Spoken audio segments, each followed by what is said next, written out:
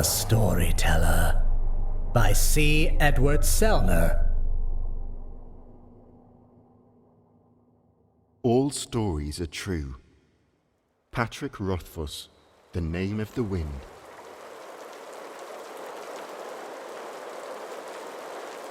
Why, hello. Yes, you there.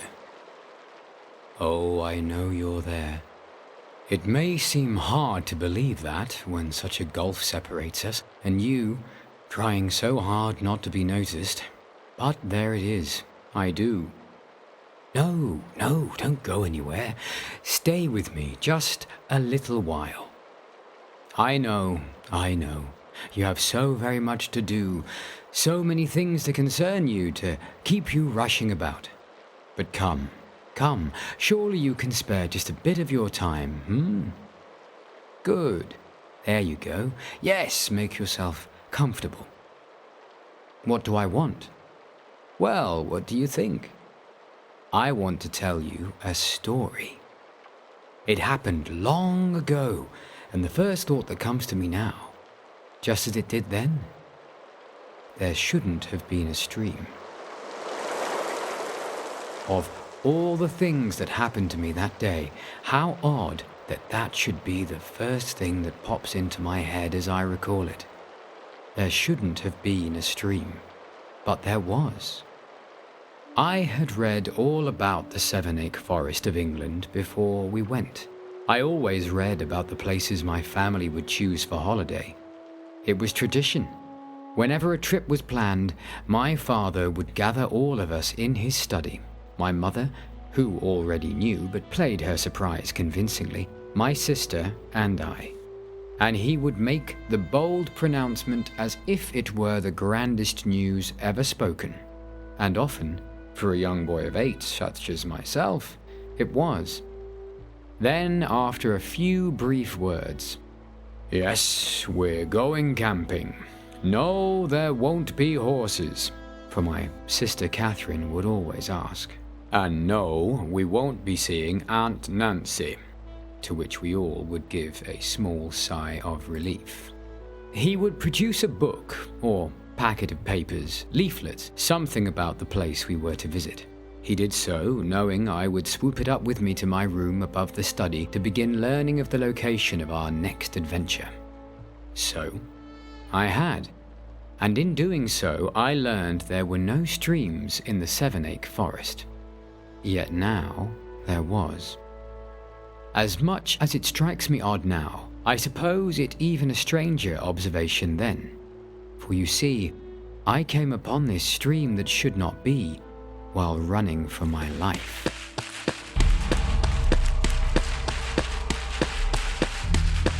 I was deathly afraid I was about to be, well, eaten perhaps?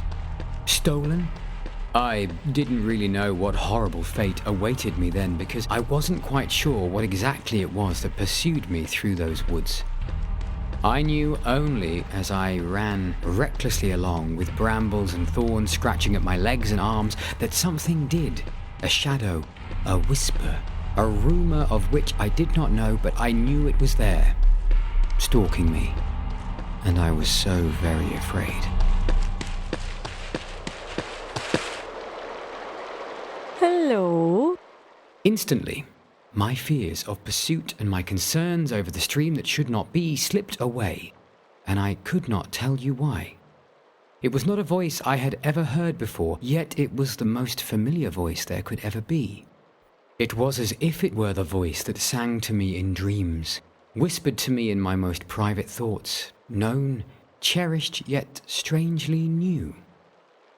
I turned, and there, sitting calm as could be by the stream that should not be, was an old woman.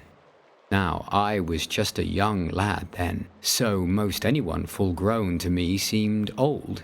But as I remember her even now, she appeared as if she might be older than I could imagine. Despite her age, however, she was robust, full of life and warmth, glowing as if life sprung from her, and she shared it happily. Lost, are ye? "Who are you?" She laughed, one brief chuckle as she patted the rock beside her, beckoning me to sit.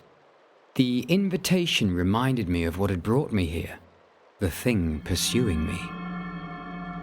I turned nervously to those dark woods, searching for any glimpse of it. These were not woods like other woods, as you can plainly see, should you bother to look. The Seven-Ache Forest, they say, is the oldest woodlands in all of England, well over 1,000 years old. Many of the trees are perhaps just as old, their trunks gnarled and twisted with centuries of thick growth, their rough, caked coats of bark piled in the nooks and crannies of the thicker limbs that themselves twist at every angle, all endlessly searching for sunlight in the dense forest, and all mirrored by the twisted roots about their base, with winding mazes that eventually fade into the soft earth beneath. It was a forest that, as a young boy, especially at the coming of night, could seem alive with monsters. Great, huddled beasts sitting like trolls before a fire, arguing how they might cook a morsel like me. Faces could too easily be made out in those twisted chunks of gnarled bark, with swollen noses and deep, dark eyes, gaping mouths of blackness ready to swallow you up, bony fingers clutching at the sky or reaching down for you. It can't get you. Not here. What can't? Whatever it is you're running from, it can't get you here. As she spoke, I noticed her accent, but it was hard to place. My father worked with people from all around the world, and I loved accents. I would listen through the heat vents connecting his study to my room above until many I could recognize just by hearing a few words. Hers wasn't like any I had heard before. Or was it like all of them? I heard a bit of Cockney, a touch of Irish and Scot, even a bit of South African. It was as if she was from everywhere. Or maybe nowhere at all. Come, sit a spell. Rest yourself. You're safe here, as long as you're with me. Who are you? This time the question had far more depth than my voice held in its squeaky pitch. Before I had perhaps been looking for no more than a name. Now, I felt as if I might instead really be asking, what are you? How could you know I would be safe from what I was running from, much less convince me so, but not know what it is? How could you have a voice I knew in my heart yet had never heard with my ears? How could you calm the fears in me, even here, even now? Why, me? That's all you need to know. And you're you, and we're here. And what's out there? The thing you're running from.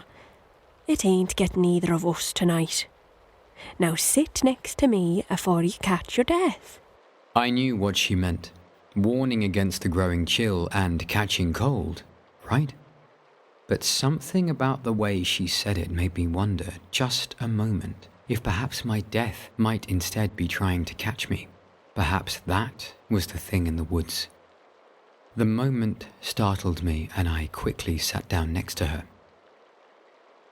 I noticed then she was dressed in thick woolens, all the colour of the fallen snow. At her throat was a graceful golden-winged pendant, pinned through the thick wool, holding it in place. For a moment, I wished I had thought to bring my own coat with me. My flannel shirt and trousers offered little against the coming cold. But then I realized I no longer felt that chill that had crept across me a moment before. It was as warm as if I sat next to a fire. I felt like a cat who had found an errant sunbeam and stretched out for a nap, savouring it. Who are you? Oh, a gentleman never, never asks a lady who she is without first introducing himself. I'm Roland Emery. And what do you want to be when you grow up, young Roland Emery? Just like that, she asked. There we were, an old woman A lost little boy sitting by a stream that should not be, in a forest of ancient trees that could be trolls, and a shadow that I had no doubt hunted me still. And she asked me what I wanted to be. A writer. I had wanted to be a writer when I grew up for as long as I had wanted to be anything. Indeed, since I had begun to think of one day growing up at all. My father had not taken well to it. "No son of mine will waste his talent on such poppycock," he had said. My mother had assured him I was young yet, and boys will dream of being 100 things before choosing the actual thing they will become. It had eased my father's mind, but not by much. I had learned to stop saying I wanted to be a writer, even if I hadn't stopped wanting it.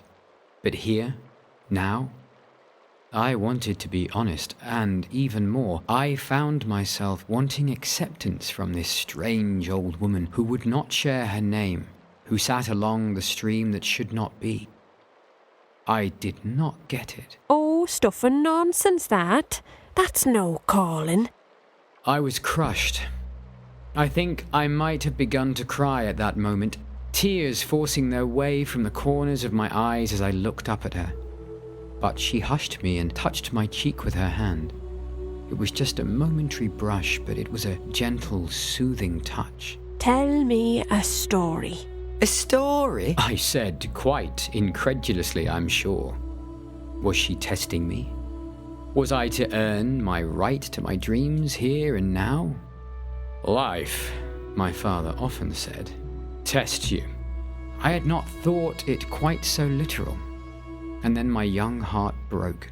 Here was my chance to show my stuff, to prove to this woman, who was a total stranger to me yet seemed closer to me than anyone had ever been, that I was worthy. That was the moment I realized. I don't have any stories," I said, meekly, lips quivering to form words that seemed the deepest, darkest admission of my shame. And I didn't. Oh, I knew stories. Stories I had read since the first time I could understand the words on the page. There were the comics, and there were the books. Oh, so many books. My mother worked at the library then, and it seemed as if she had access to all the books in the world. But they weren't mine. They weren't my stories. They were other people's stories. And though she hadn't said it directly, I knew it was one of my stories she wanted to hear. And I hadn't any. "Here, maybe this might help," she said as she pulled her cloak aside, and from its depths pulled out the most fantastic book I had ever seen. It was thick. So thick it must have held thousands of pages, and it was old. It had a weathered and aged leather binding with gold trim. I took the treasure gingerly into my hands, finding it lighter than I had thought, and laid it on my lap.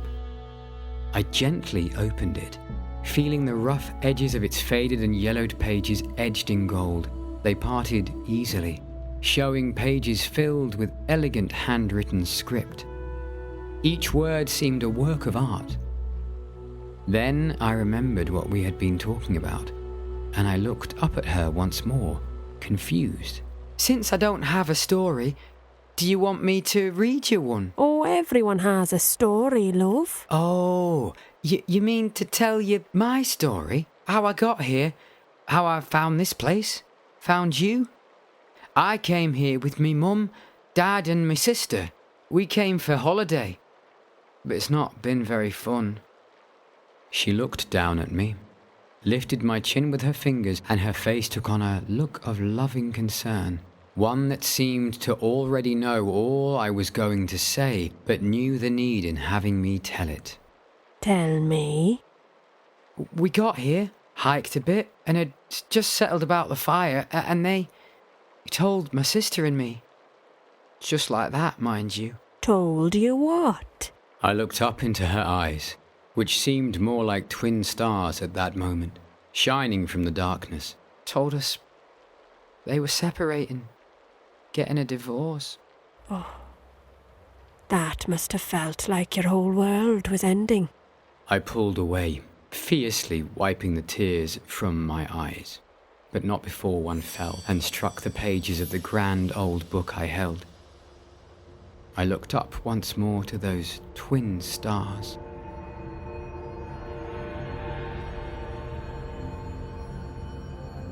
And there they were, Mother Star, the brilliant red giant that dominated the sky, and Father Star, the blue dwarf whose dimmer light pierced through, reminding us he was never far. Now more than ever. My eyes fell to the gleaming spires of home, the great city of Crystallopolis, towers of sheer crystal, standing proud to the far horizon. Those towers caught the light of the stars, our binary suns, reflecting it in a myriad of colors that danced in rainbow waves over the skyline. Such a grand sight, towering high above the streets below from the familiar perch of my laboratory. All for the last time. How had we missed the signs? The warnings? For surely they had been there. Our science, so incredibly advanced, yet in our hubris, we had taken some of the most vital things in our lives for granted. Now we would all pay the price. Driven by need, we searched and we found. What a terrible answer to find. For eons, Mother and Father Star had been held in their embrace of gravity, dancing forever together in the depths, and our little world had prospered in their shared light and warmth. Our world, a mere child held in their arms, basking in their glow, and thriving under their ever-watching presence. But no more. We discovered that Father Star's orbit had been altered. It must have begun many years ago, slight but growing ever worse. Now it would reach breaking point, sundering forever the relationship between the two stars, letting each spin off on its own into the vast depths. Oh, their full parting would be slow, centuries, millennia.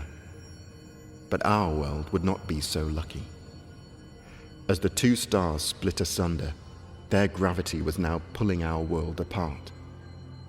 This would eventually shatter our world to dust over the coming millennia, strung between the two over untold distances. For our civilization, the end would come much more quickly. I looked out once more to see a sight that filled me with fear and wonder.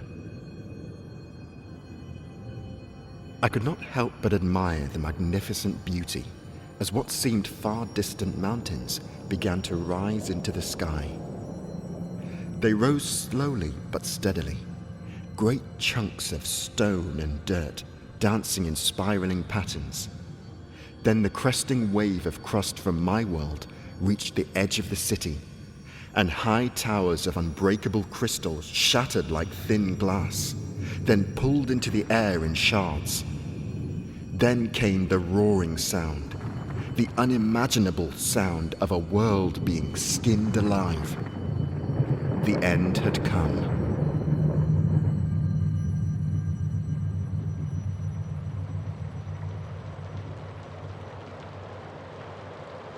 It may feel the end, but it's not. And just like that, I was young Roland Emery again. I looked around, not sure whether I was more afraid of dying in an upward spiral of tons of shattered crystal and stone, or of having been yanked across untold distances to return here. But that was not right. It was not returning. This is where I had been, where I was. The other, it was not real. It could not be real. When they told you, it must have made you question everything.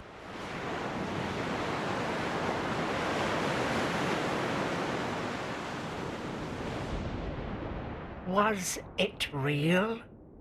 Was my life in the towering lighthouse real? Was anything I believed or felt or knew in my head or heart real? Well, it had been, but now Now I was not so sure. You see, a single careless slip had brought everything into question. I lifted my arm once more to see the gaping tear in the plastic that looked so much like flesh, only to see the whirring gears and clockworks below. All brass and copper so finely fit together to spin, to click and clack. As I wiggled my fingers, I could see the fine pistons and struts slide back and forth. But how could that be? Yes, my life was simple, but happy. Every day much the same, but fulfilling in its own way. I had never wanted more, you see. Never questioned my purpose or my place. I was here now, in Dormir, the high tower by the Sea of Calais. I cared for this place and, most importantly, maintained the great light at its peak, for that light shone out into the sea, a beacon of safety for the ships below. But now, questions overwhelmed me. Even worse, doubts. I realized I had lived alone as long as I remembered in this beacon tower. I had never known another life, another home, another purpose, and for so long that had not concerned me. I mean, why should it? It was all I knew, and I was content. But now... Oh, I thought of those great ships below, steam engines driving them through the crashing waves of the strait, between perilous cliffs and dangerous rocks. Surely there were others on those ships, others living other lives altogether. Why had those questions never arisen before, I wondered? Was I even alive at all? Was this a life? Never knowing anything beyond that, never having even spoken to another. With that thought, the walls of the tower seemed to close in about me, threatening to crush me. This place, where I had felt at home, now seemed a prison. Driven by a sudden panic, I ran down the thin, spiraled stairs to the base of the tower and through the small study. I lunged for the door to the tower, threw it open with all my might, and plunged headlong out into the new day. I felt all reason leave me, and I ran.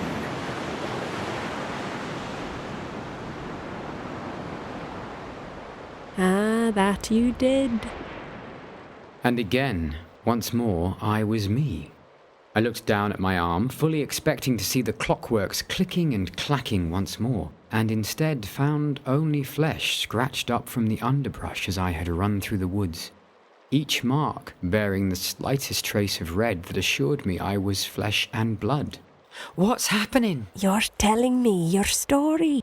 I looked down at the great book in my lap and noticed the pages had turned. The pages now were blank.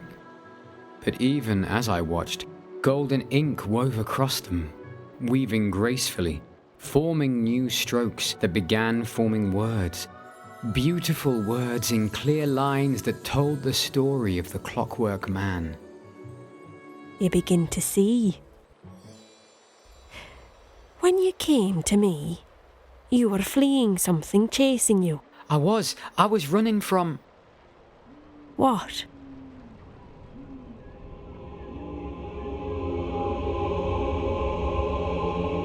It was a question that needed an answer. So I hefted my broadsword, feeling the tightening cords of my sinewed shoulders, and readied for whatever foul beast might lurk in these cursed woods. It had been a long journey, most of it through these dark woodlands that seemed older than time itself. Since the moment my sandaled feet passed under their shadow, I had felt a growing fear that something stalked me. Something dark, ominous, something evil. Was it not enough I walked with my own grief and sorrow for lost comrades?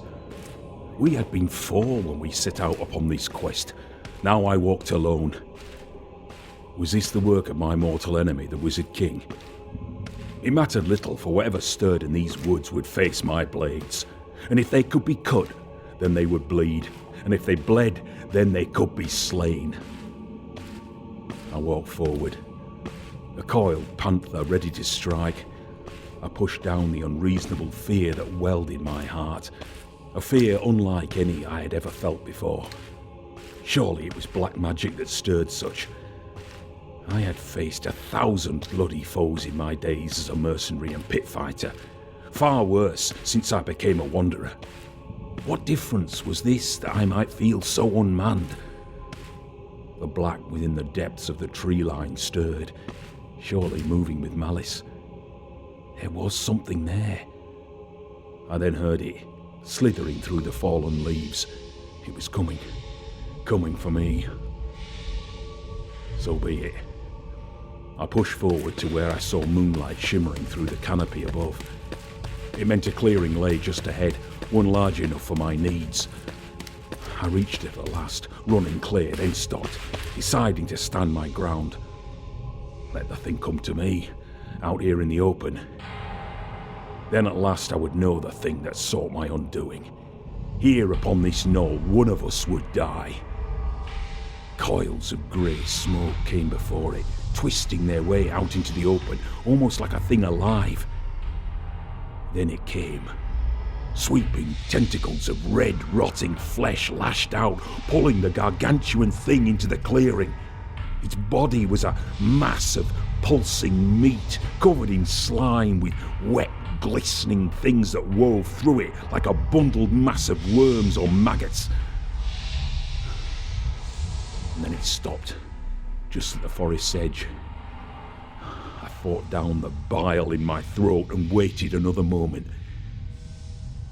But when it remained at the cusp of the clearing, I'd had enough. If I were going to die, I'd as soon be about doing it and getting it over with. What's the matter, beast? Come, face me. Let's be done with this. And the next moment, I was clutching the old woman's great book against my chest, my eyes wide, staring into the darkened forest before me. Only Roland Emery once more. I turned my eyes up to the old woman sitting next to me.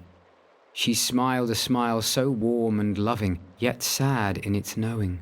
Then she nodded just once, and with that nod, at last came my tears as I cried out my pain, my fear, my loss, my grief, burying my head in her bosom as she held me tight. Oh, just let it all out, child. She began rocking gently, pulling me into the sway as I felt her warmth shelter me from all the ills of the world. Finally, I pulled away, wiped the tears from my eyes, took a deep breath, and thought for a moment.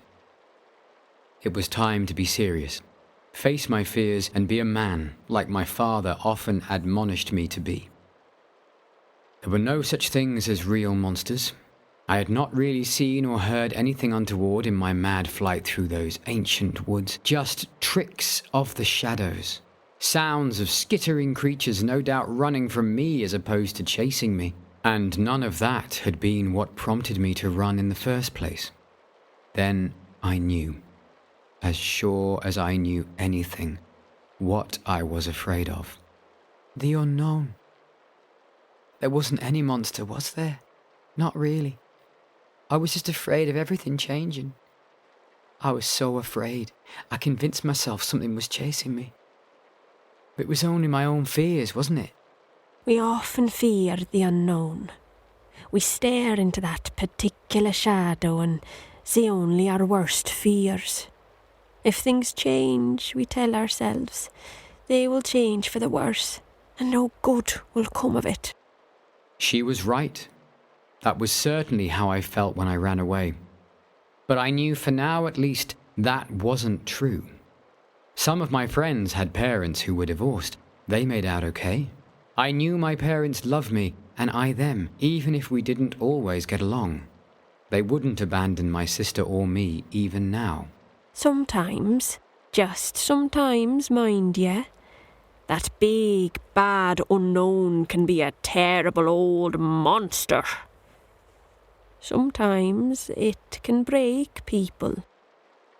But most times, what we're afraid of most isn't real.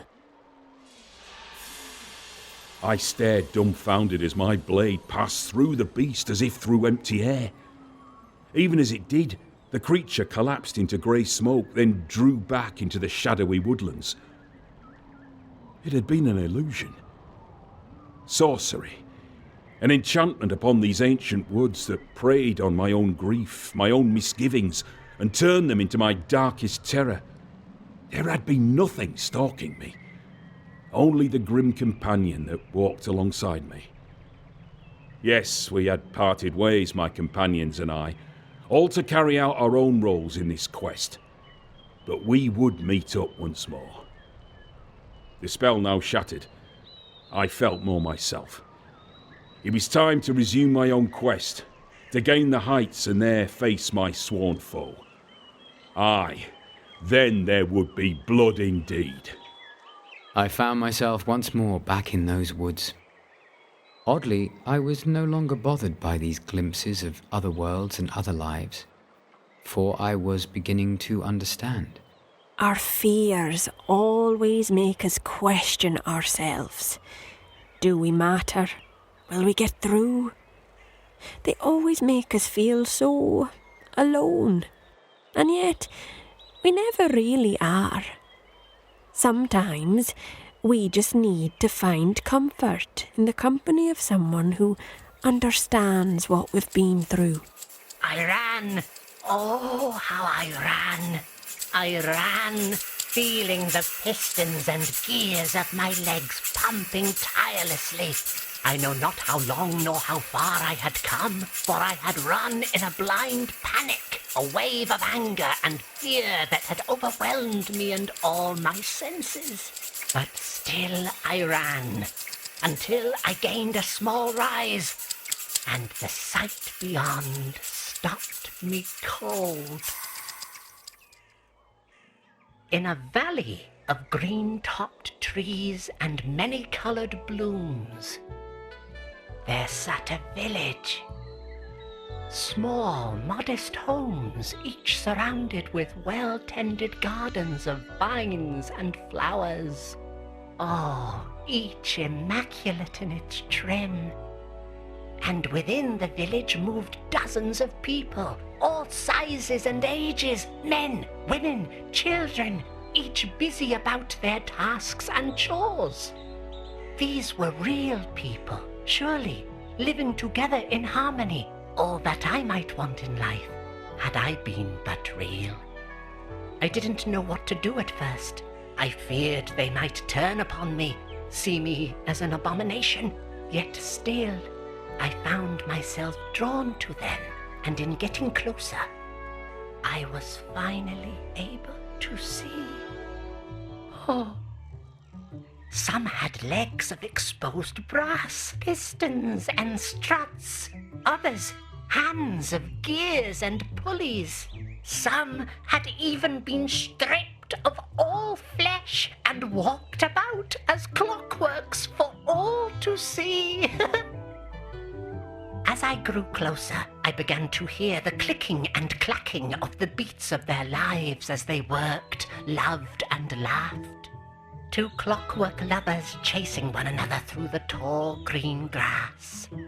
A clockwork child climbing a tree and laughing at the sky. Clockwork men building a new home. A clockwork mother holding her clockwork babe with eyes filled with love. They were like me, and yet they were real. They were real, so very real, so very alive. And as they noticed me, there were no looks of fear, no turning away. Instead, there were smiles as many stopped what they were doing and began coming towards me, their clockwork arms open to embrace, their laughter and joyful greetings washing over me. Oh, they were like me, and they were so real.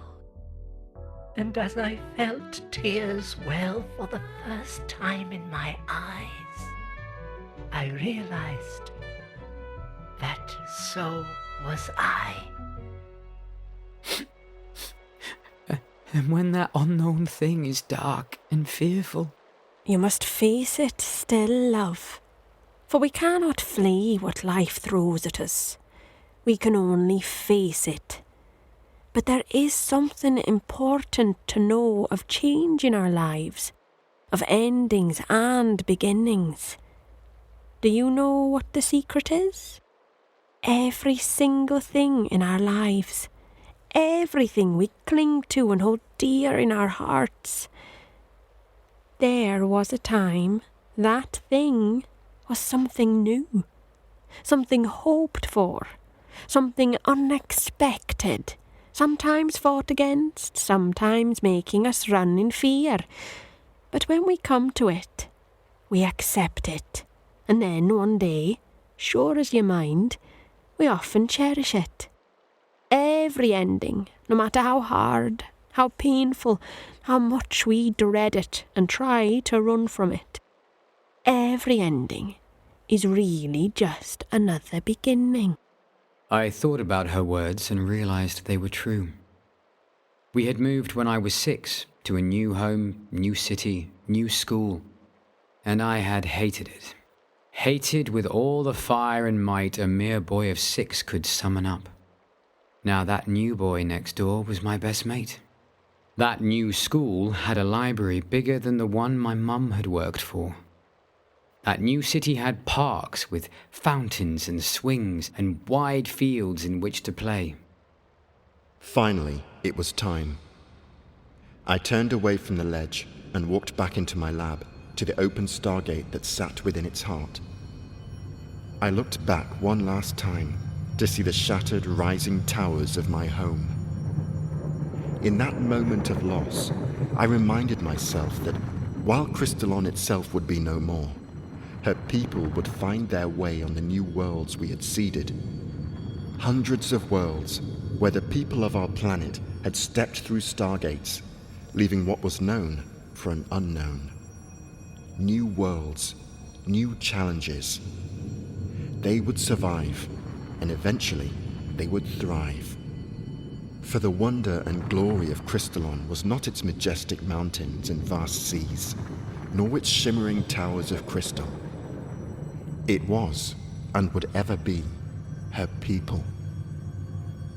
With that, I finally faced my own new beginning, and stepped through to my new home, letting the portal seal behind me for the last time.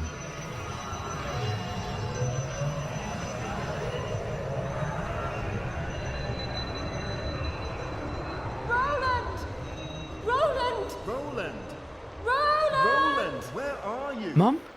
Dad? They've come looking for their little boy because they love you, and they're scared of losing you as you have ever been of losing them. I nodded. I looked down at that beautiful book, whose pages were now filled with beautiful golden script telling my stories. The stories that were inside me, that were mine in more ways than one. I lifted it gently and handed it to her as if it were the most precious thing ever in the world. I'll take great care of these stories. Thank you for sharing them. I still wasn't sure what had really happened to me, sitting there along that stream with this stranger whose voice I heard in my dreams and whose book was a magical tome that knew my own thoughts. But I knew to my very bones that now there were stories that lived within me. The scientist of Crystallon who would explore 100 worlds. The clockwork man who would fall in love and have a family in the high tower of Dormir. The barbarian warrior who would finish his quest, defeat his foe, and yes, once more meet up with his companions. Those and so many others that I have since and will continue to tell until my dying day. I looked to her, a look of puzzlement on my face. But you said being a writer was stuff and nonsense. Oh, dear boy. Writing is a thing you do. Everyone writes something. Nah, stories are more than that. They're more than simple things written on paper or told in moving pictures or round campfires at night. They're living things. They're magic. And all those things, all those ways stories are told are merely the way we find them. Or maybe the way they find us. Don't be a writer. Be a storyteller. With that, she kissed me gently on my forehead and nodded, and I knew it was time to go. Roland! Where are you? I'm here! I'm coming! Thank you. Will I ever see you again? She smiled, a smile so warm and loving it filled me with hope and promise. I'm sure you will, love. I'm sure you will. And with that, I went running in the direction where I'd heard my parents call for me. Knowing it was time, I was ready to face what the new day would bring to us all.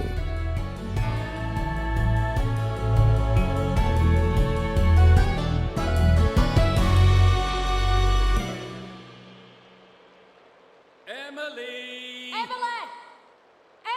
Emily! My parents! They're looking for me. Are you all right? I just had an awful fight with my brother and I ran away from it. Ah, brothers can be like that. Is that story true? My dear child, all good stories are true.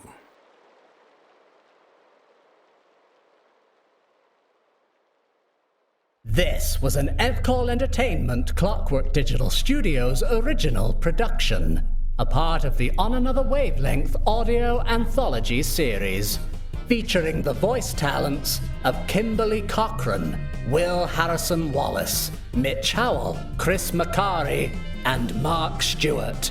Written by C. Edward Sellner. Directed and produced by Simon James Collier. Series created and co-produced by Adam Dechanel. Soundscape design by Zachary Elliott-Hatton.